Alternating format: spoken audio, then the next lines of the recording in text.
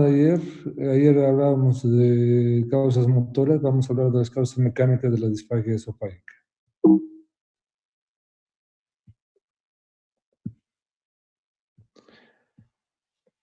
Son intrínsecas la estenosis péptica benigna, el carcinoma, el anillo esofágico inferior de Chasky, menos frecuentes en membranas de Plummer-Bill, son tumores benignos, lesiones cáusticas, divertículo de Senker. Y extrínsecas, tumores malignos, tiroides retroesternal, compresión vascular, vértebras, otofitos y vasos aberrantes.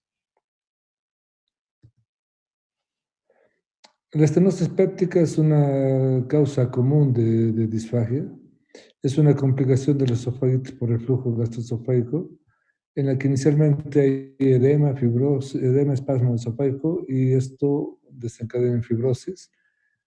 Que hay erosiones, todo, y esta fibrosis lleva a que haya una estenosis a veces filiforme a nivel del esófago. Y el tratamiento es resolver la estenosis mediante una dilatación endoscópica y evitar el reflujo ácido mediante IVPs o por métodos quirúrgicos.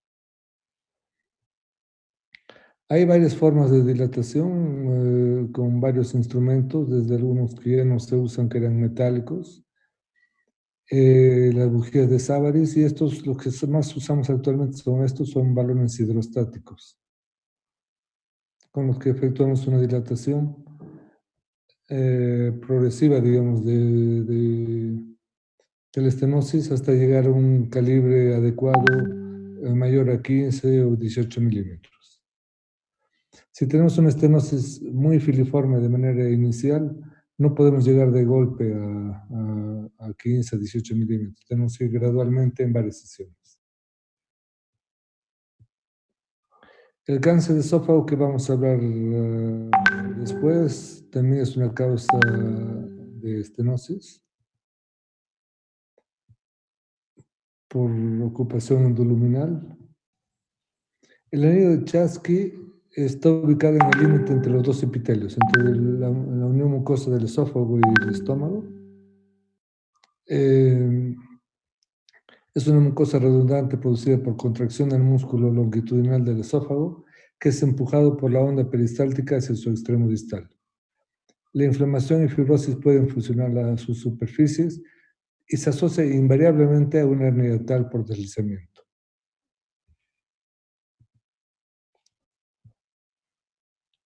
Esta es una pequeña hernia hiatal. Este es un anillo de Chasky que no es obstructivo, ¿no? En esta radiografía sí se ve un anillo de Chasky más de mayor, que compromete más el lumen.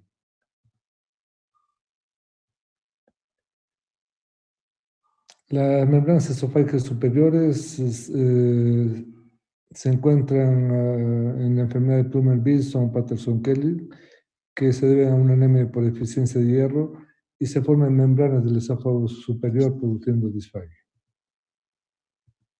Los divertículos esofágicos son evaginaciones anómalas o formaciones saculares en el esófago. En muy pocos casos provocan dificultad para deglutir y regurgitación, expulsión de la comida sin presencia de náuseas. Hay varios tipos de divertículos esofágicos, cada uno tiene un origen diferente, pero todos están relacionados con trastornos en la coordinación de la deglución, relajación muscular y trastornos de la motilidad del esófago. Uno de los más importantes es el divertículo de Senker o cricofaringeo, divertículo faringoesofágico por pulsión, que se encuentra en la pared posterior por una protrusión progresiva de la mucosa, por encima del esfínter esofágico superior, a través del triángulo de Killian. Aquí es un esófago varietado, en el que se ve un saco herniario con vario residual en esta imagen. Generalmente se presenta con más de 60 años, en pacientes mayores de 60 años y con una disfagia alta intermitente, halitosis, masa laterocervical, supraclavicular izquierda. En esta imagen endoscópica, este es el saco del divertículo, Y esto que se ve aquí apenas es el lumen de esofágico. A veces incluso con el endoscopio es difícil entrar dentro del lumen esofágico real. Entonces produce una disfagia alta, cialorrea, halitosis, deglución ruidosa y laboriosa, regurgitación del contenido a la boca. Y generalmente el paciente, como esto ha ido empezando poco a poco, se comprimen a nivel cervical para facilitar la deglución. Puede haber paroxismo de tos luego de comidas o al acostarse. Puede haber fatiga, desnutrición, ronquera, enfermedad pulmonar supurativa y obstrucción completa por acúmulo de alimentos. Y una complicación rara es el carcinoma escamoso en un 0,4% de los casos. Aquí hay un divertículo de mayor tamaño. Este es un esquema más o menos del divertículo. Y lo que hacemos endoscópicamente, digamos, este es el septum, es donde está el músculo cricofaringeo, y efectuamos un corte de este septo. No es que endoscópicamente retiramos el divertículo, sino que este saco lo ampliamos, o sea, la boca del saco lo ampliamos, entonces va a quedar esto hasta aquí, y ya no va a haber alimentos que se queden dentro del divertículo. Entonces va efectuando un corte a nivel del divertículo de Schenker, y al finalizar el corte se colocan clips metálicos endoscópicos. Aquí esto ya es después de unas semanas, ya no hay el divertículo, esta es la membrana residual que ha quedado, pero ya no hay un fondo de saco notorio y hay un paso libre al esófago. Otras formas de manejo son la cirugía abierta, que es la miotomía del esfínter esofágico superior, y la diverticulotomía o diverticulopexia. Y este otro es la septostomía endoscópica por túnel submucoso, que es similar al POEM que les mostraba ayer para la calasia, pero esto no se hace todavía en nuestro medio.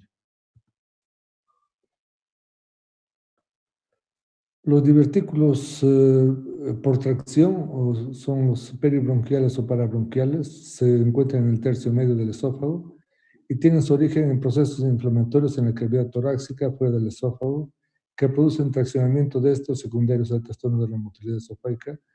No suelen causar síntomas. Generalmente son pequeños, entonces el alimento no se queda aquí, pero si tenemos un divertículo como este, que es de gran tamaño, se puede llenar de alimentos y el mismo divertículo comprimir el esófago e impedir el paso de alimentos. Entonces este sí es de resolución quirúrgica. Los divertículos epifrénicos por pulsión se sitúan justo unos centímetros por arriba del diafragma y son provocados como resultado de una hernia de la mucosa y submucosa a través del defecto de la pared muscular en el punto de entrada de los vasos sanguíneos, asociado a un trastorno de la motilidad, puede ser la calasia o el espasmo esofágico difuso. Generalmente no causa síntomas, pero igual si es de gran tamaño y produce compresión, es de resolución quirúrgica. Entre otros entre otras causas de disfagia están los cuerpos extraños, que son frecuentes en nuestro medio, desde las tapas de cerveza, monedas, huesos, hay diferentes cuerpos extraños. Vamos a hablar de la hernia diafragmática. El diafragma es un tabique muscular que separa la cavidad torácica del abdominal y presenta hiatos que permiten el paso del esófago, la aorta y la vena cava inferior. Bueno, aquí se me ha mezclado esto, pero bueno, después vamos a volver al anterior. La hernia hiatal es, por definición, la protrusión del estómago por encima del diafragma. Y la etiología y anatomía patológicas generalmente son de causa desconocida. Puede ser una anomalía congénita, puede ser resultado del debilitamiento del tejido de soporte y puede ser resultado de un traumatismo. Hay muchos autores que sugieren la posibilidad de que La enfermedad por reflujo y la esofagitis no son causa de la hernia yatal, sino más bien la esofagitis persistente produce retracción del estómago hacia arriba.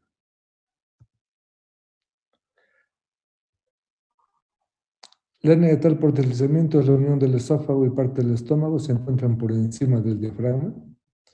Y la hernia yatal paraesofágica, cuando la unión gastroesofágica está en localización normal, pero una parte del estómago está junto al esófago por encima del diafragma.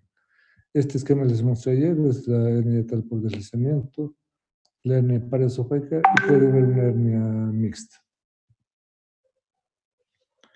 Esto es en relación a esto del diafragma que les hablaba antes de la hernia yatal.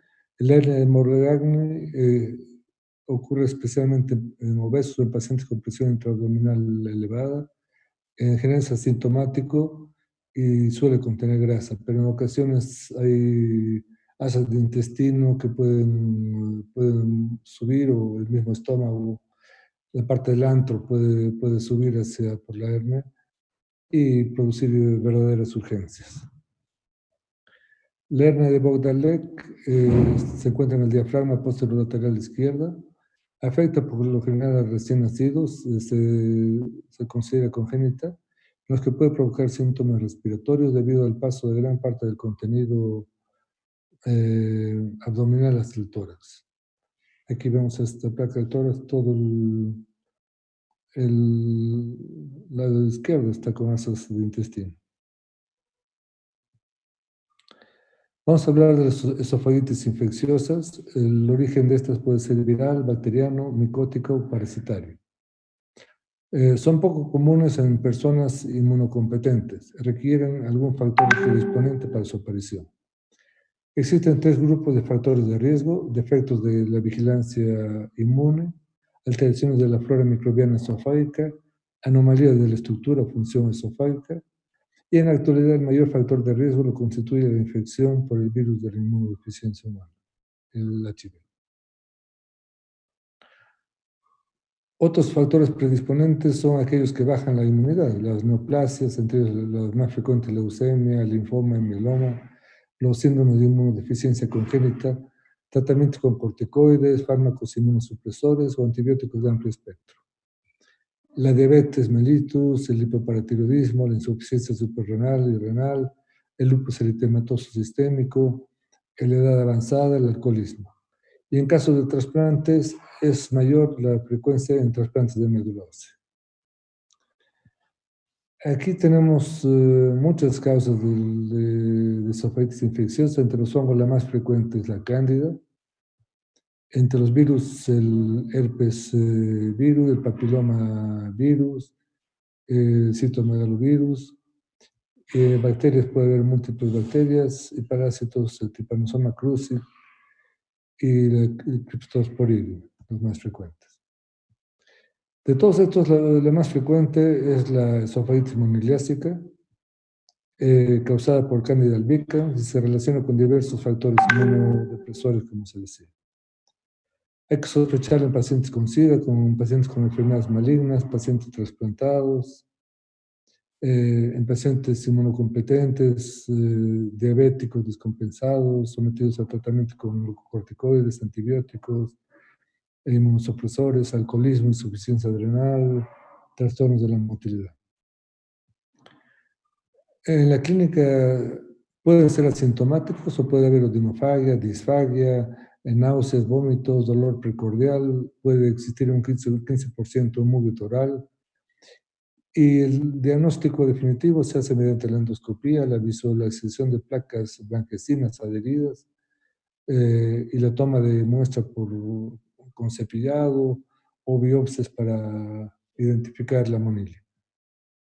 El tratamiento eliminar los factores predisponentes y el uso de antimicóticos, el más usado es el fluconazol.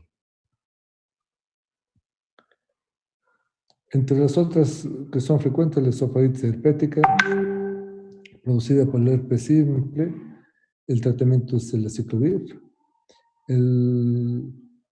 Por el citomegalovirus se usa el anciclovir, Y otra que es bastante frecuente es el virus del papiloma humano.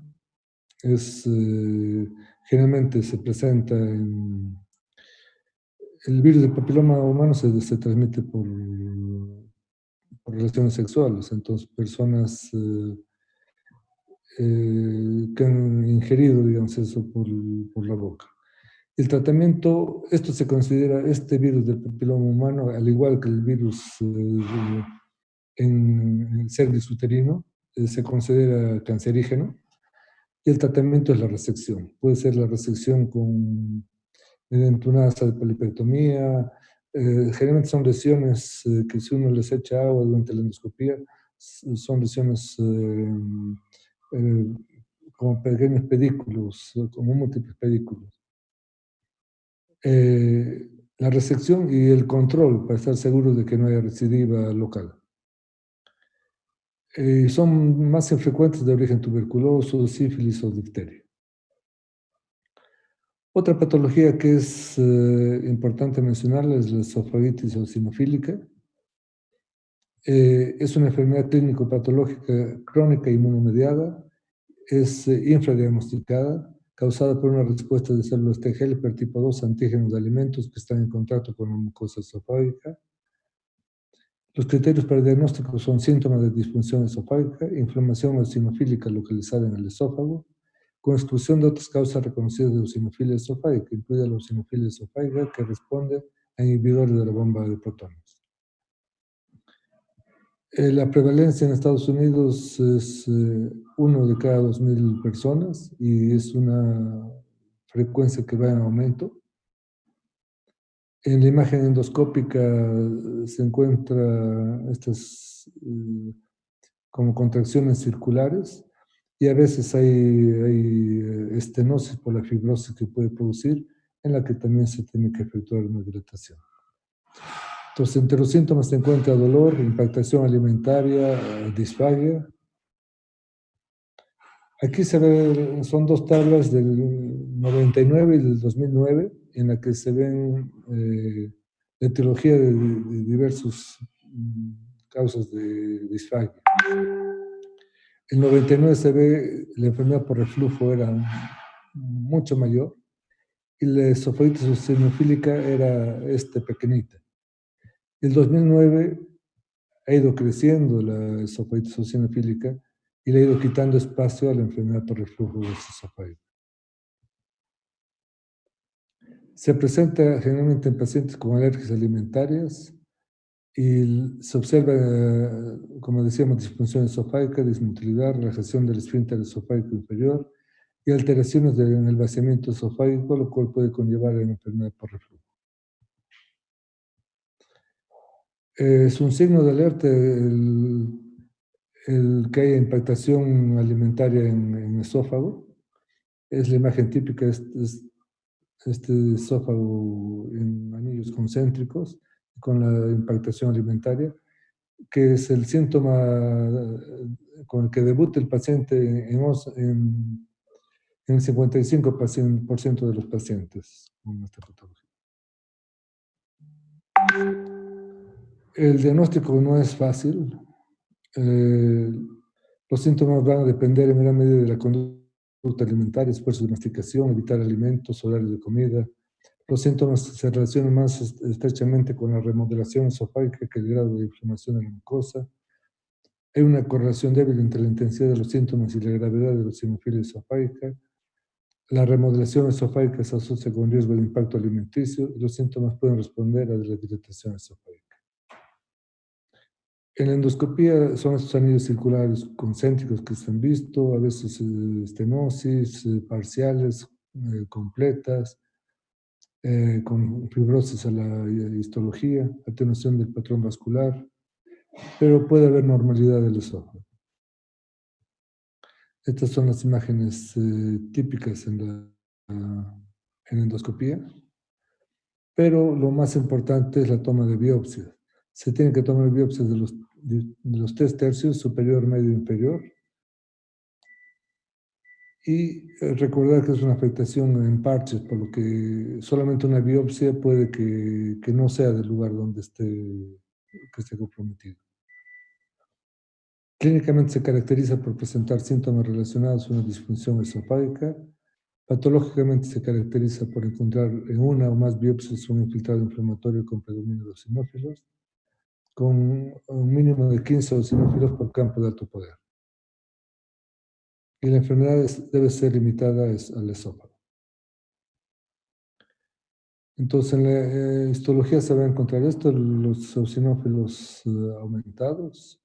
Digamos, si uno le toma una biopsia en esta parte, solamente no hay, no, no se va a encontrar esto.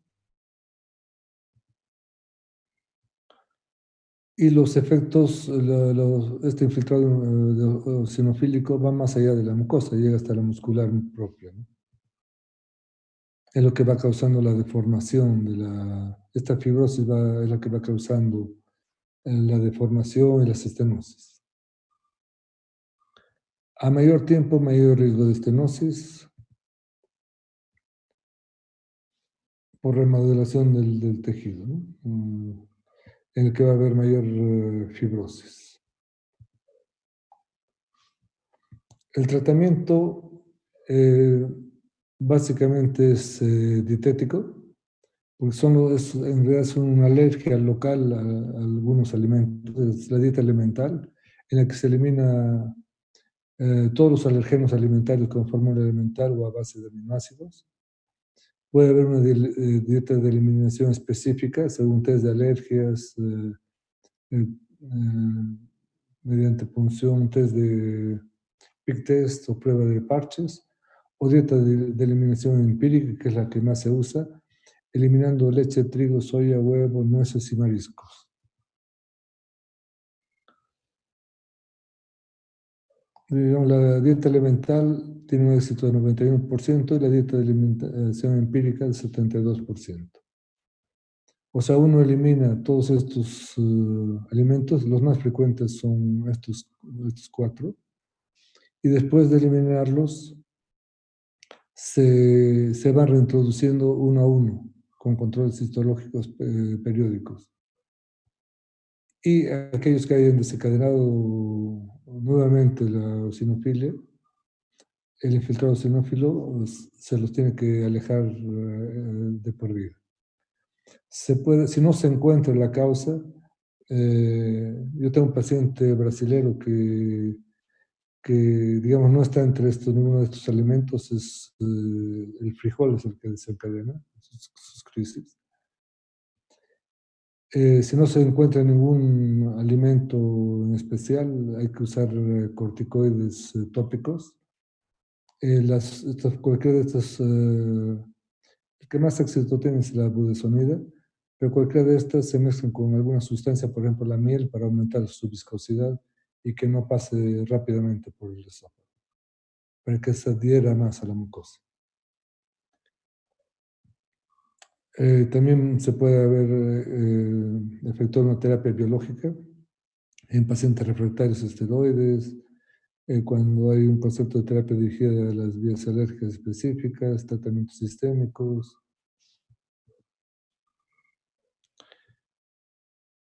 Entonces, inicialmente a un paciente se le da IVPs para descartar la eosinofilia esofágica que responde a los IVPs. Algunos la consideran una subcategoría de la esofagitis eosinofílica, pero la mayor parte de especialistas en el tema piensan que es para descartar que haya un síntoma de la enfermedad por reflujo.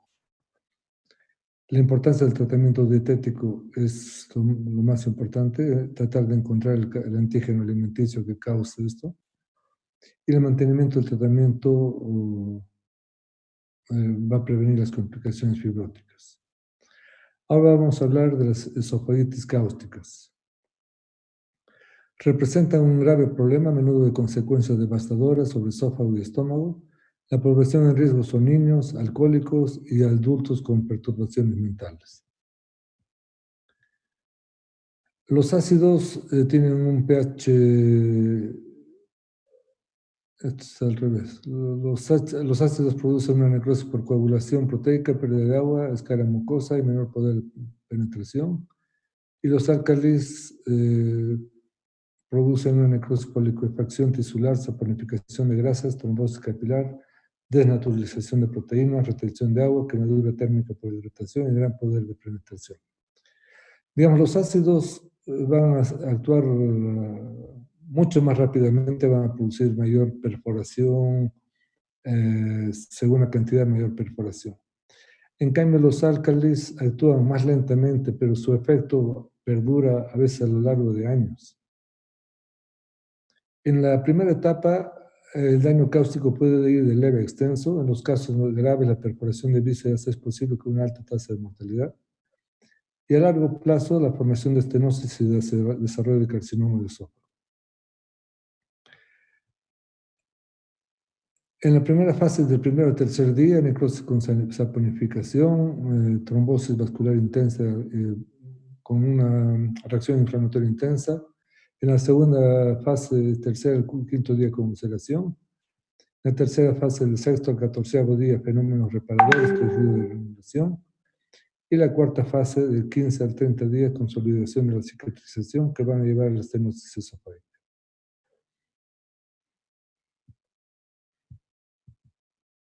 La estenosis a veces son filiformes y a veces son estenosis muy largas. La estenosis en este paciente va de aquí a aquí.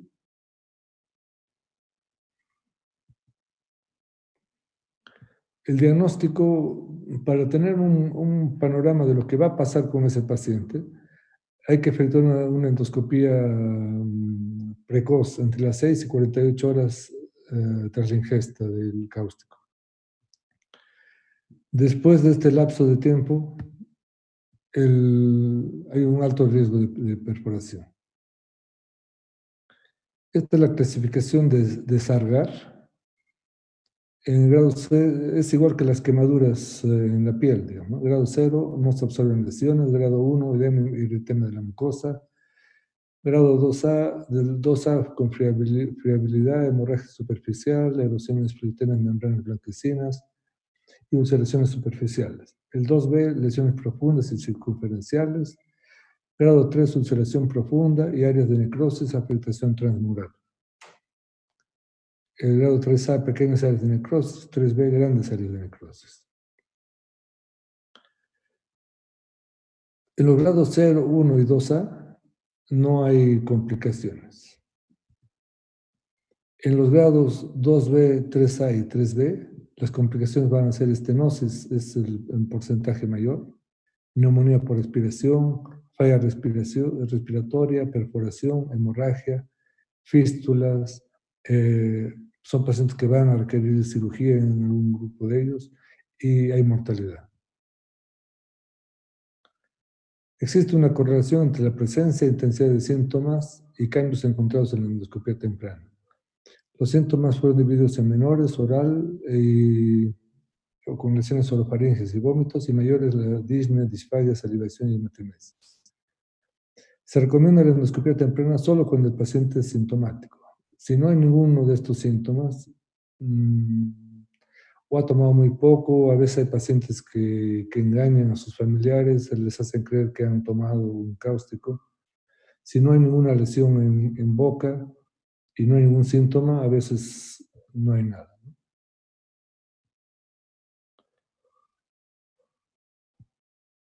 El tratamiento inicial en lesiones de primer y segundo grado es ayuno de 24 horas, luego iniciar dieta progresiva y no requieren hospitalización. Valoración por psiquiatría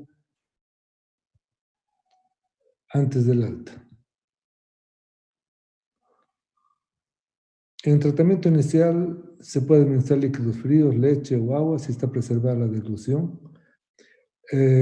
No tratar de efectuar maniobras de evacuación digestiva porque si ha hecho daño al entrar y hay todavía el cáustico en el estómago y se le provoca el vómito, digamos, al salir va a producir otra vez daño.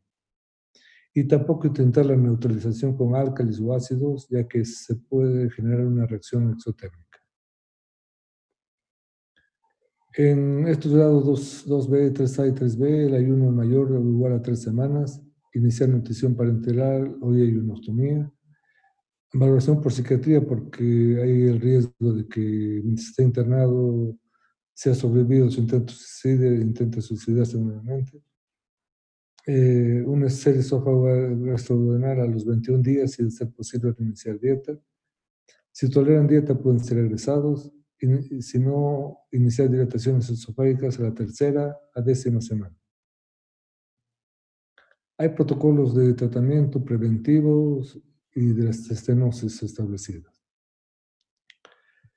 Los esteroides, la prednisolona, dexametasona, se empezaron a dar con la hipótesis de que reducían la incidencia de estenosis esofágicas en animales y podía alterar la cicatrización de las heridas. Pero ha habido estudios comparativos con seguimiento de 18 años en 60 niños en que se demostró que los corticoides no previenen las estenosis y se efectuó un metaanálisis de 50 años de trabajos publicados en que los corticoides no previenen la formación de estenosis y no deberían de utilizarse, con un nivel de evidencia.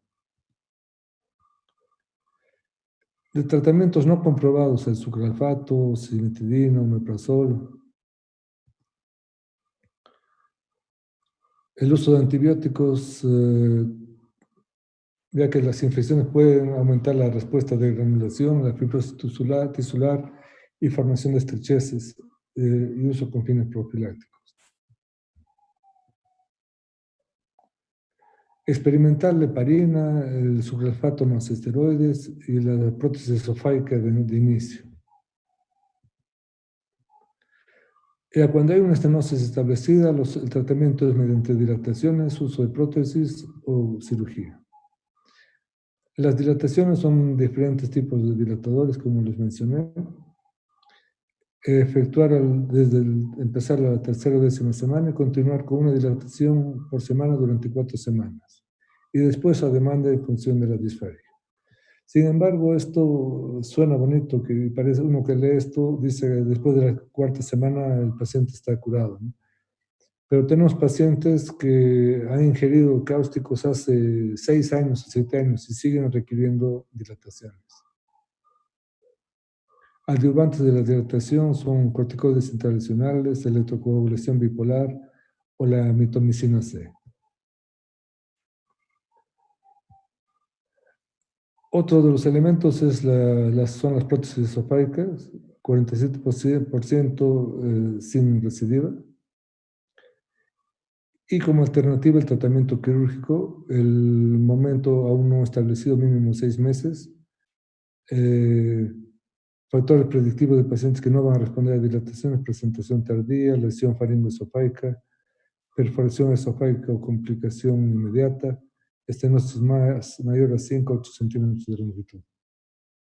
Digamos, esta paciente que les digo que está más de 6 años con dilataciones continuas, es una paciente que su estenosis es casi desde la orofaringe. Entonces, no se podría hacer una interposición gástrico-esofágica, nada. El tratamiento quirúrgico en caso de necrosis extensa, esófago-gástrica, la esofagogastrectomía de urgencia es necesaria para evitar la extensión de lesiones corrosivas hacia órganos vecinos y muerte. En ausencia de estenosis faringe, que es la que tiene esta paciente que les comento, se podrá interponer colon con anastomosis con esófago cervical, mediante resección parcial, interposición colónica, que es la dirección. Si el estómago está indemne, se puede formar un tubo con el estómago y subirlo al esófago, o interponer intestino delgado, o esofagoplastia con parche cólico. Una lesión tardía de la lesión cáustica es el cáncer de esófago, carcinoma de células escamosas, con incidencia de 1000 a 3000 veces más en un promedio de 40 años después de la lesión, carcinoma de la cicatriz. Otras causas de lesión esofágica son secundarias a medicamentos. O sea, muchas veces nosotros damos medicamentos y no prevenimos a nuestros pacientes la posibilidad de tener una complicación por ello. Por ejemplo, los alendronatos usados para la osteoporosis, la doxiciclina, son medicamentos que pueden adherirse a la mucosa y producir úlceras, estenosis, perforación, la doxiciclina, ardor retroesternal, epigástrico, disfagia, úlceras esofágicas y ocasionalmente perforación. Los AINES aumentan los síntomas de enfermedad por reflujo, el dolor retroesternal, la disfagia secundaria es inflamación esofágica e incluso perforación. Otra de las lesiones que se está haciendo cada vez más frecuente, porque muchos de los juguetes de los niños vienen con estas pilas tipo botón, y muchos instrumentos tienen este tipo de pilas y están al alcance de los niños, ¿no? Y son muy dañinos. Son causas de la severidad de la lesión, el tamaño de la pila, duración del contacto con la mucosa, el tipo de metal pesado usado en la pila, el mecanismo de daño, liberación de álcali concentrado, necrosis por liquefacción, descarga de corriente eléctrica local y necrosis por compresión. La mayoría pasan por el tubo digestivo sin dejar secuelas, 90%. Son de diferentes tamaños y se les puede sacar con facilidad si el estudio es precoz. Pero a veces los padres los dejan 1, 2, 3 días y producen lesiones severas en las que uno a veces ya no encuentra siquiera el cuerpo extraño. Aquí está por fuera, en esta placa radiográfica se ve la pila por fuera del esófago, ha producido una perforación. Y produce una mortalidad muy alta, porque la cirugía de tórax en cualquier país del mundo tiene una mortalidad alta.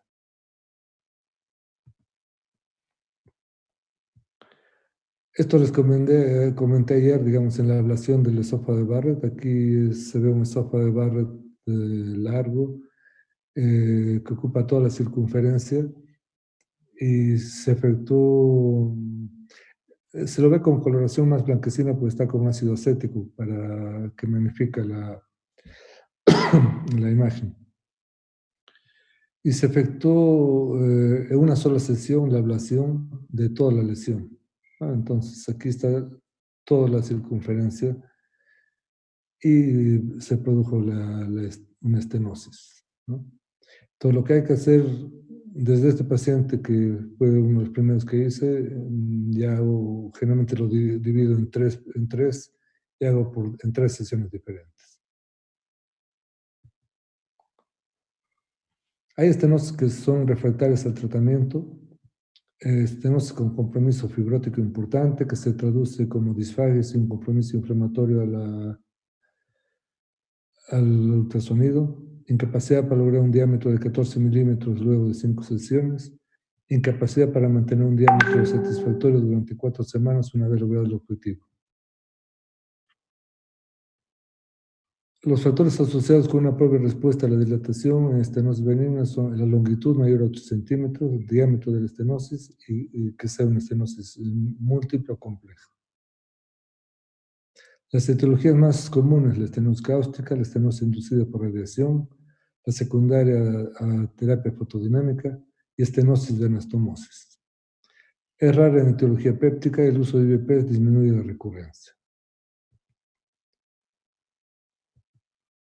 Hay enfoques alternativos. He quitado toda esta parte, lo he resumido en esto porque no creo que sea de interés para todos ustedes. La dilatación esofágica, el manejo endoscópico de las estenosis en origen péptico generalmente es sencillo. Las estenosis de origen cáustico puede ser de muy difícil manejo con necesidad de múltiples sesiones y terapias adicionales. Y si están relacionadas a perforaciones, se deberá combinar el uso de prótesis o cirugía. Bueno, hemos avanzado en varios temas para tratar de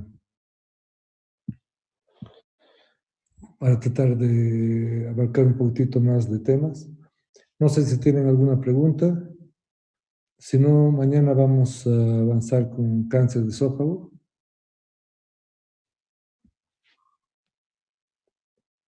¿Alguna pregunta? ¿O no hay nadie en el auditorio, en el auditorio virtual? Ninguno, doctor. Ninguna, doctor. Ya, entonces mañana nos vemos a las 7. Gracias, doctor. Gracias, doctor. Chao, buenas Muchas noches. gracias, doctor.